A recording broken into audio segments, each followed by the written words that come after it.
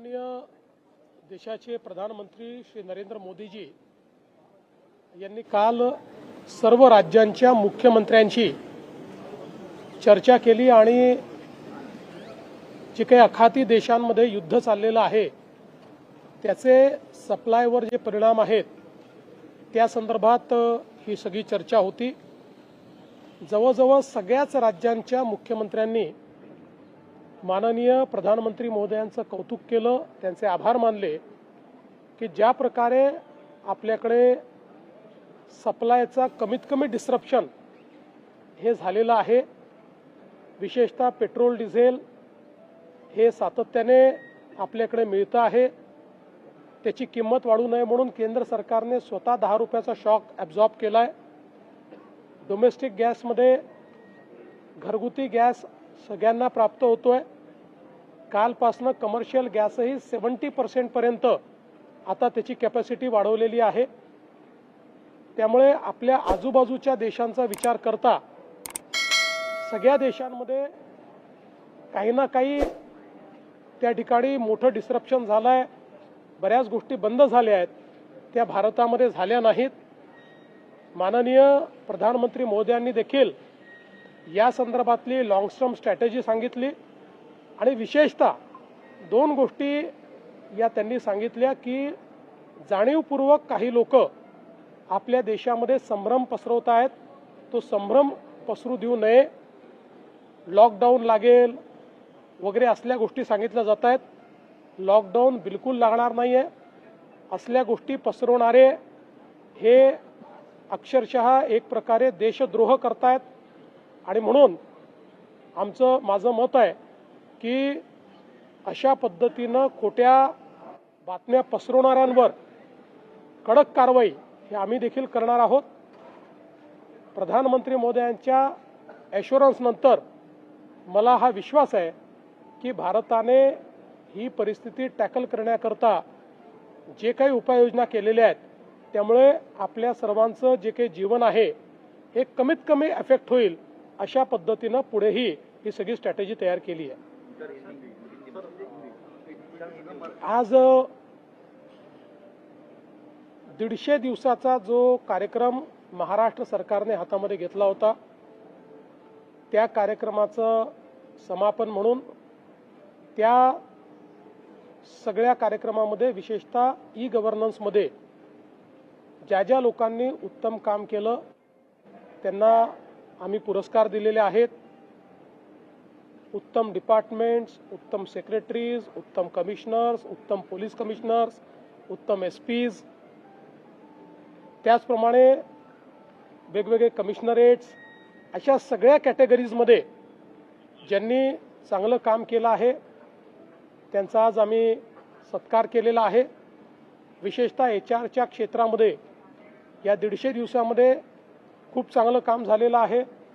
जवळपास सगळ्या विभागाचे नवीन आकृतीबंध तयार झालेले आहेत, रिक्रुटमेंट रूल्स नव्याने तयार झालेले आहेत, HR सिस्टीम्स उभ्या राहिल्या आहेत, 40,000 लोकांचं प्रमोशन हे आपण त्यानिमित्ताने करू शकलेलो आहे आणि आपण विशेषतः जे काही आपल्या गव्हर्नमेंट प्रोसेसेसचं रिइंजिनिअरिंग केलं आहे त्यामुळे लोकांना लागणाऱ्या ज्या 90% सेवा आहेत त्या सेवांमध्ये आता आपण अर्जामधल्या फील्ड्स 40% कमी केल्या आहेत, डॉक्युमेंट्स 50% कमी केले आहेत, त्याला लागणारा वेळ हा अगदी नगण्य केलेला आहे आणि हे कार्य आपलं असंच चालू राहणार आहे आणि म्हणूनच आज या सगळ्या आमच्या चांगलं काम करणाऱ्या अधिकाऱ्यांचा सत्कार आपण केलेला आहे। आज जो आपला पल्स मेडिकल कॉन्क्लेव्ह आहे याच्यामध्ये रायगडमध्ये रामकीसोबत आपण जो काही बल्क ड्रग पार्क आणि लाईफ सायन्सेस हब तयार करतोय त्या संदर्भात एक राऊंड टेबल झाला। आपल्या त्या ठिकाणच्या प्लग अँड प्ले इन्फ्रास्ट्रक्चरची माहिती आपण दिली, पोटेन्शियल इन्व्हेस्टर जे आहेत त्यांच्या काय मागण्या आहेत त्या आपण समजून घेतल्या, त्यांच्याशी आपण चर्चा केली आणि देशातला एक अत्यंत आधुनिक अशा प्रकारचा बल्क ड्रग पार्क आणि लाईफ सायन्सेस हब हा आपण आता त्या ठिकाणी सुरू करणार आहोत।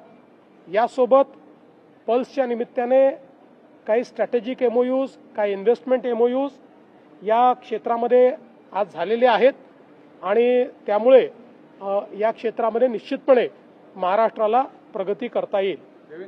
मैं भारत के प्रधानमंत्री मोदी जी का आभार व्यक्त करता हूं कि कल उन्होंने सभी मुख्यमंत्रियों के साथ बैठक की।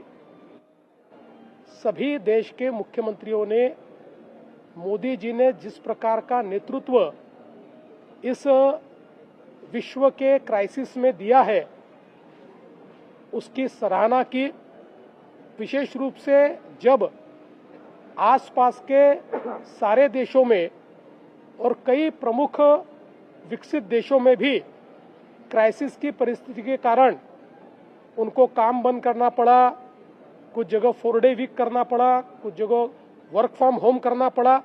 ऐसे समय जिस प्रकार से मोदी जी ने इस क्राइसिस को हैंडल किया, पेट्रोल डीजल की आपूर्ति में कोई कमी नहीं आने दी, जो कीमतें बढ़ी उसका शॉक भी केंद्र सरकार ने स्वयं सहन किया, वो ग्राहकों पर नहीं डाला।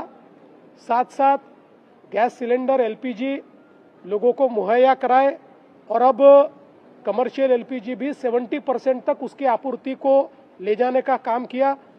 तो इस क्राइसिस में इस कार्य के लिए सबने उनकी सराहना भी की और विशेष रूप से इसमें प्रधानमंत्री जी ने एक बात पर बल दिया कि जिस प्रकार से देश में अफवाहें फैलाकर पैनिक की स्थिति तैयार की जा रही है, राज्यों ने उस पर कड़ाई से कार्रवाई करनी चाहिए, ये बात उन्होंने कही। और आगे में इस प्रकार के जो भी परिस्थिति है उस परिस्थिति में कम से कम डिसरप्शन कैसे हो इसकी स्ट्रेटेजी भी प्रधानमंत्री जी ने बताई है और उन्हीं के आदेशानुसार राज्य में जहां जहां लोग अफवाहें फैला रहे, कोई कहता है लॉकडाउन होगा, कोई कहता है और कुछ होगा, ये सारी अफवाहें, ये गलत बातें हैं। ऐसी अफवाहें फैलाने वालों पर हम लोग बहुत कड़ी कार्रवाई करेंगे। कुछ पॉलिटिशियंस आज महाराष्ट्र सरकार ने 150 दिनों का अपना जो कार्यक्रम है उसके अंदर सेवाकर्मी पुरस्कार दिए। ई गवर्नेंस में विशेष रूप से जिन्होंने बहुत अच्छा कार्य किया ऐसे सारे डिपार्टमेंट्स, कमिश्नरेट, फील्ड ऑफिसर्स, मंत्रालय सभी को अवार्ड दिया गया। बहुत बड़े पैमाने पर ई गवर्नेंस, एआई, ब्लॉकचेन में महाराष्ट्र धीरे धीरे लीडर बन रहा है और विशेष रूप से लोगों को सेवाएं देने के लिए सुगमता लाने का काम और किसी को भी ऑफिस में न जाना पड़े, इस प्रकार के गवर्नमेंट प्रोसेस के री इंजीनियरिंग ये महाराष्ट्र ने की है। इसके लिए आज इन सभी अफसरों को हमने एक प्रकार से उनका सम्मान किया है। पल्स ये जो मेडिकल कॉन्क्लेव 2 दिन से मुंबई में आयोजित की गई है, इसको बहुत अच्छा रिस्पांस मिला है। आज इसमें बल्क ड्रग पार्क और लाइफ साइंसेस हब जो महाराष्ट्र सरकार रामकी के साथ रायगढ़ डिस्ट्रिक्ट में प्लग एंड प्ले इकोसिस्टम के तहत खड़ा कर रहा है, उसका एक राउंड टेबल हुआ। इस राउंड टेबल में हमारी कैपेबिलिटीज के बारे में, हमारे प्लान्स के बारे में हमने इस क्षेत्र के इन्वेस्टर्स को बताया। इस क्षेत्र के इन्वेस्टर्स ने उनकी क्या चाह है वो भी हमारे सामने रखी।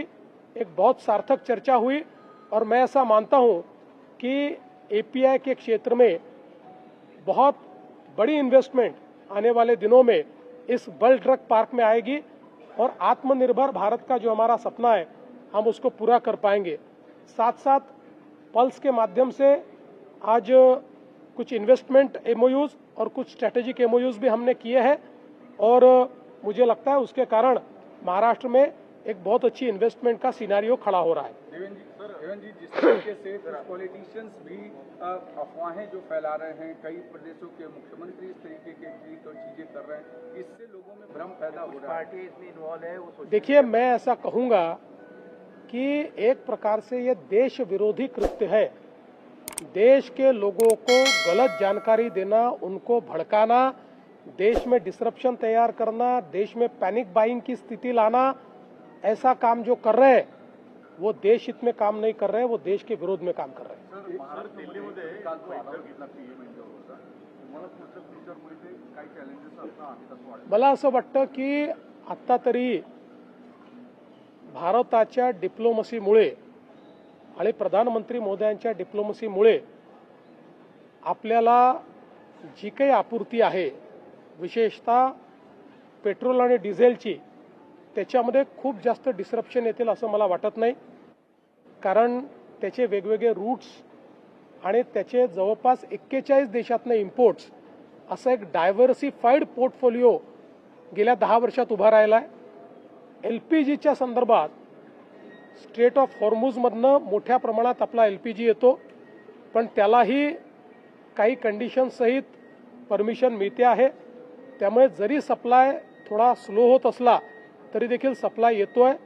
मला असं वाटतं की एक प्रकारे माननीय प्रधानमंत्री मोदयांच्या डिप्लोमसीमुळे खूप मोठे चॅलेंजेस नाही आहेत, तथापि छोटे चॅलेंजेस येतील, सप्लायचे चॅलेंजेस येतील.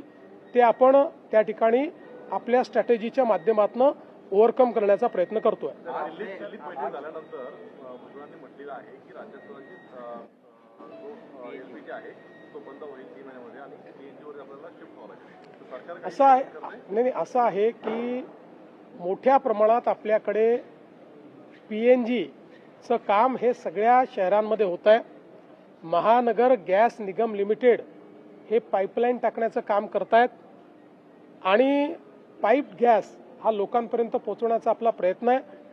कालच आपण एक GR काढून सगळ्या महानगरपालिका नगरपालिका क्षेत्रांमध्ये गॅस पाईपलाईन टाकण्याकरता सगळ्या अटी आणि शर्ती या शिथिल केलेल्या आहेत. राईट ऑफ वेज त्यांना देण्याचा प्रयत्न आपण करतो आणि या गॅस पाईपलाईन आपण जर टाकल्या तर आपल्याकडे PNG उपलब्ध आहे.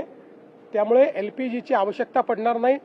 शहरांवरचा LPGचा लोड जर आपण कमी केला तर भविष्यात अशा पद्धतीच्या ज्या काही सिच्युएशन्स उभ्या होतात त्याच्यामध्ये देखील आपल्याला कुठली अडचण येणार नाही. LPG को क्या PNG से कन्वर्ट करके प्रेशर कम किया जाए, लोड कम किया जाए? देखिए, महानगर गैस निगम लिमिटेड के माध्यम से महाराष्ट्र के अलग अलग शहरों में पाइप नेचुरल गैस की पाइपलाइंस डालने का काम शुरू है. अभी उसमें तेजी लाने का हम प्रयास कर रहे हैं. कल ही हमने एक उसमें गवर्नमेंट ऑर्डर निकालकर ईज ऑफ डूइंग बिजनेस लाया है, क्योंकि हमारे पास PNG उपलब्ध है. अगर शहरों का LPG का लोड ये PNG पर शिफ्ट होता है तो उससे देश को बड़ा फायदा होगा.